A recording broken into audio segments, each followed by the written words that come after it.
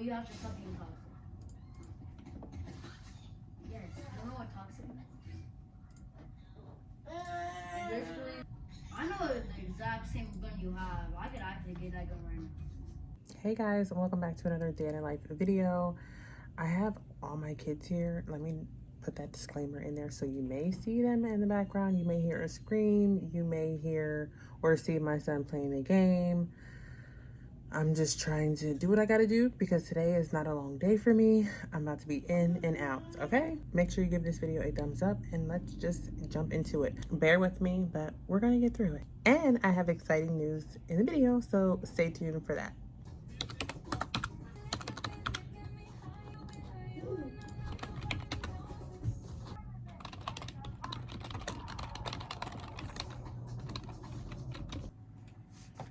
Right now, I'm looking at some IUD insertions and removals at the office. I don't know, should we try and do another 20 minute, another 20 per hour video like we did last time? Let's see. Okay, so this patient had a removal of her old IUD and a placement of a new one.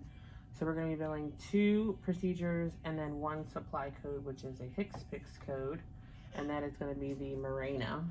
Is the J7298. So I have 58300 and then 58301. Let me look at the documentation here.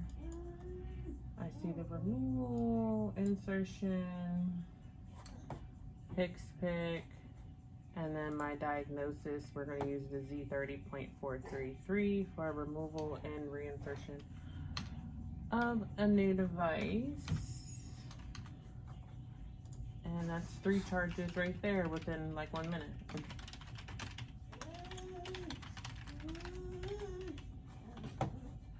All right, next I have another removal, and it looks like this is also an office visit. Okay, why are we doing the office visit? Okay, so she has pelvic pain and a dermoid cyst, so that's why she's billing E&M. I don't have to review her E&M, my providers. I just have to review the procedure, and I can go ahead and bill out this one. So for Z3432 for the removal of the IUD, and that one's good. So that was 2 charges. Now we are up to 5. I have another IUD removal at the same time as this patient's annual well visit. My provider is billing the 99395 for an established patient between the ages 18 and 39. I'm going to put a modifier 25. I did add a modifier 25 on that other E&M. I don't know if I said that. But let me look at this removal documentation. If you hear music in the background, that's my daughter. She's playing music in the bathroom because she's getting in the shower. Okay. So reviewed.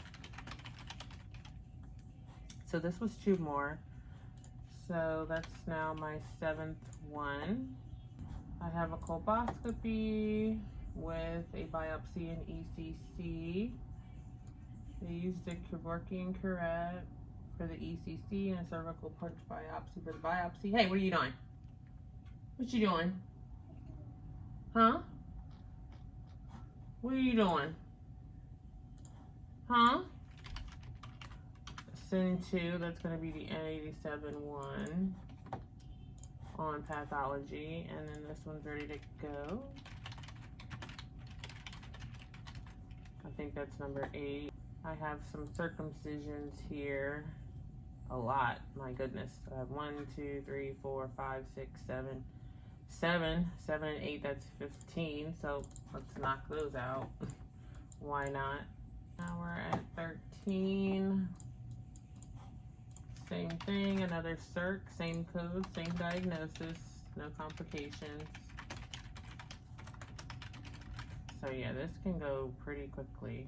Was that 13? Now we're on 14, I think. Hey.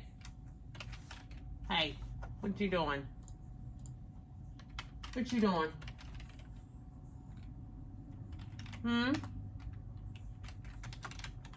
What you doing?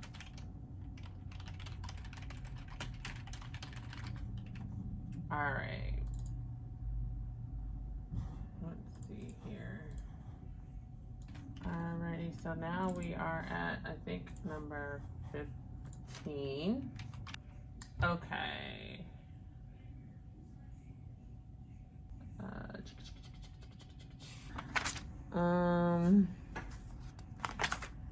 What were some, oh yeah, I had some outpatient visits in labor hall. Patient had urinary tract infection, so I had to bill an E&M for that. Every time somebody does that, it makes me laugh because of the Instagram shorts and little like clips that people be making. I should start doing those because I think those are so funny. When people work from home, it's like what it's like when you work from home and you have a meeting in 2 minutes and you look like complete crap and you get yourself ready and you're just ready to be on camera like when 2 minutes ago your hair was crazy, you had like your robe on, trash all over your desk, and then as soon as that camera comes on, you're just picture ready. I swear, sometimes I'm not picture ready when I'm on that camera. I don't look like this every day when I get on camera. Alrighty, so I was doing some as I was talking to you guys, so obviously I made it to my 20th charge. Yay me. And it doesn't even take me that long. Now, op notes, I might have to skim through, look in my books, etc. But these, like IUDs and Nexplanons and Colps, they're the exact same codes. Diagnoses are the same, so I don't have to look that hard. Let's see here.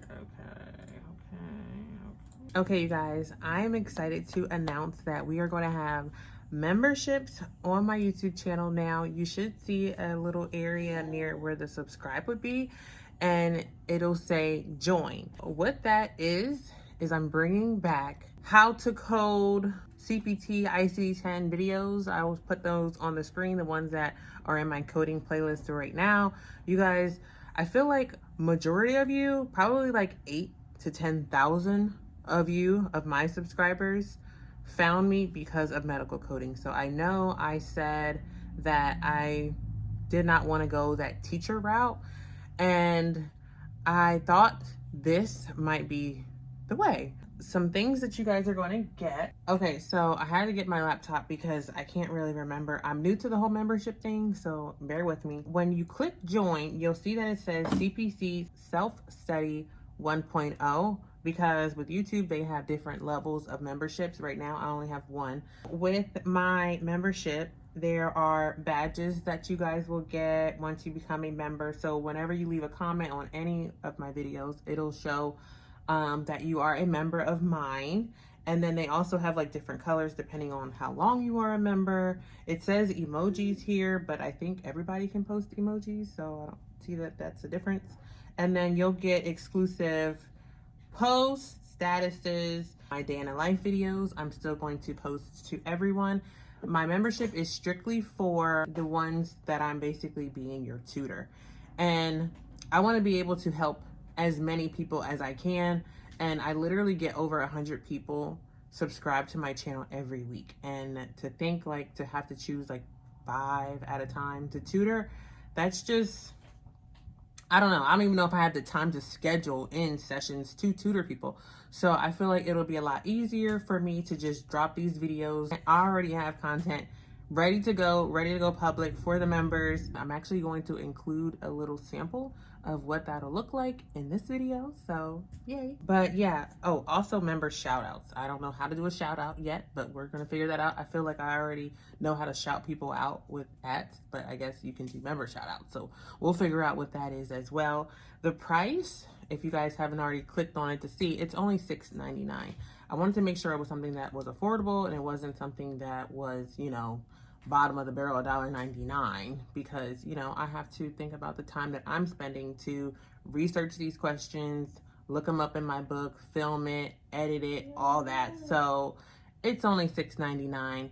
And I don't know, maybe we'll see where this goes. Maybe the next level will be where I do live chats with you guys. We have Q&As. We discuss coding questions that you guys might have. Yeah, and things like that. So this is only the beginning, and I'm excited. I'm really, really excited. I was just like nervous yesterday because I tried to do all this yesterday, and I've been kind of like off for the past 2 weeks, but that's because I've just been trying to get this whole membership thing rolling with content, because I don't want nobody to join and it's like, okay, what do we got?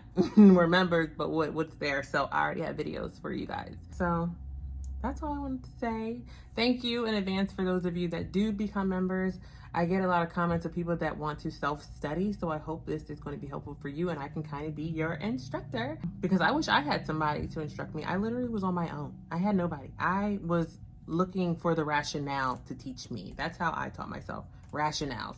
I literally would just read the rationales. Some of them were very vague. It wasn't like explaining. It was just like, well, look, this is the key word. That's what you need to look for. So I'm actually explaining, and you guys will see that in the videos. You guys know how I do. So yeah, thank you in advance. And here is a little sneak peek. Hey you guys, welcome to a members only video. I'm screaming inside and smiling from ear to ear. You guys can't see me, but I'm just super excited for this because I think this can go so far. So in this video, I have a CPT coding case, and we are going to be going over just one question.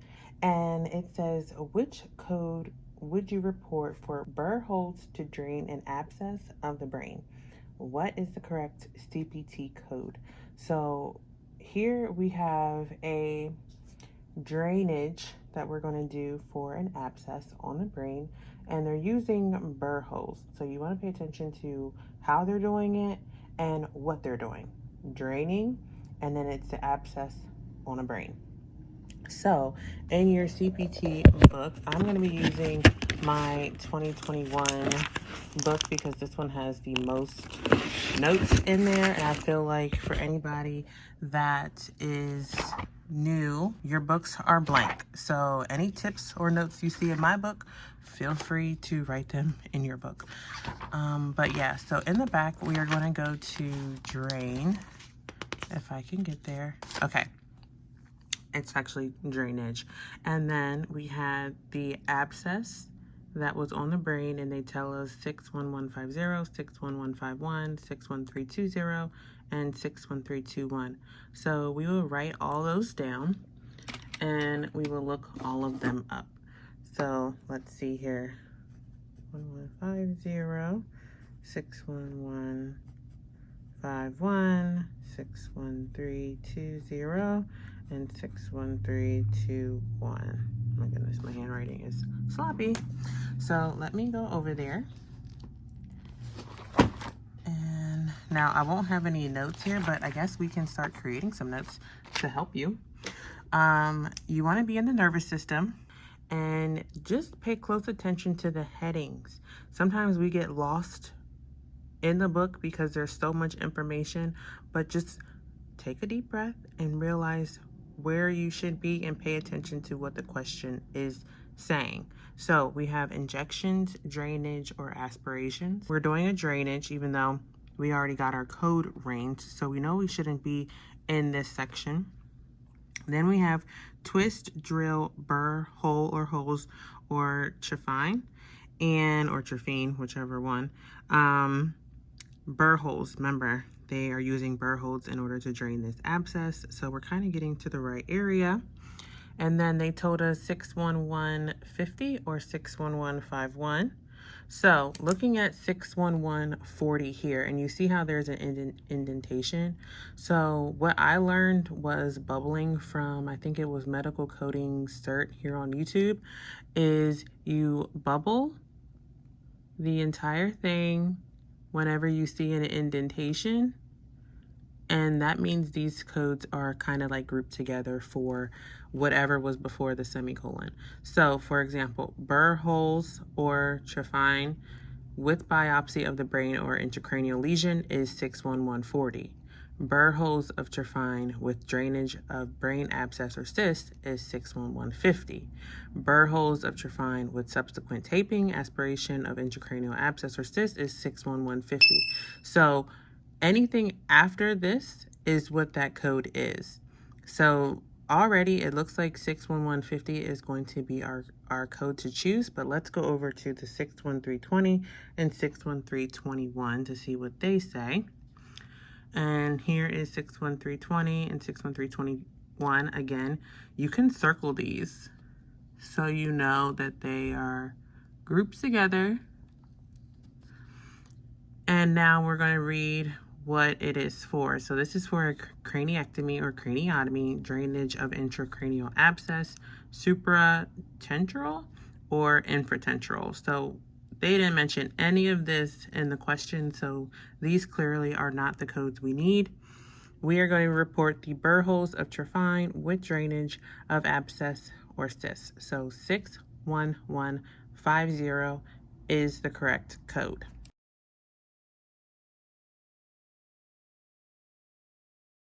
And you know what? Let's take it a step further. Why not? We'll look at ICD-10, even though it says this one was for CPT only. You would just go to abscess, and then you'll go down to look for brain, and it says here any part, cystic, autogenic, and G06.0 is where you would go. Now, if they were more specific on this type of abscess, you could have either one of these as an option to choose from, but since it just said an brain abscess, we're going to go to G06.0, and you never want to code from the alphabetic index. They always say that. I think they might even say that in guidelines. Don't code from the index because you could be missing codes depending on what's in the documentation. They could tell you to code first or code this one in addition to another one. So you always want to go to the chapter. Here we are at chapter 6, where we have the G06.0. You see this here, this is a 4 telling us that this code has 4 digits. So you come down here and then you're going to get that 4th digit and so on. Sometimes it does 5, 6, 7. You just have to keep following until you see no more indicators next to the code. That's how you know that is the full code. So intracranial and intraspinal abscess and granuloma. Use additional code B95 through B97 to identify the infectious agent. So I could have even put one in there. I should have read through and came here so that way we could add a more specific code. But regardless, it's use additional. So if we were specific on the infection, then you would code this second after the G06.0. And then these are also some other definitions or examples that you could use for this code. We have an excludes 1 telling us that you cannot report G060 with this code. And how I always remember between excludes 1 and excludes 2, excludes 1, you only report one of these codes. If you see an excludes 2, you can report 2 or more of the codes or both codes. So yeah, that's it for this video. I hope you guys enjoyed it, and I will see you all in my next one. Bye.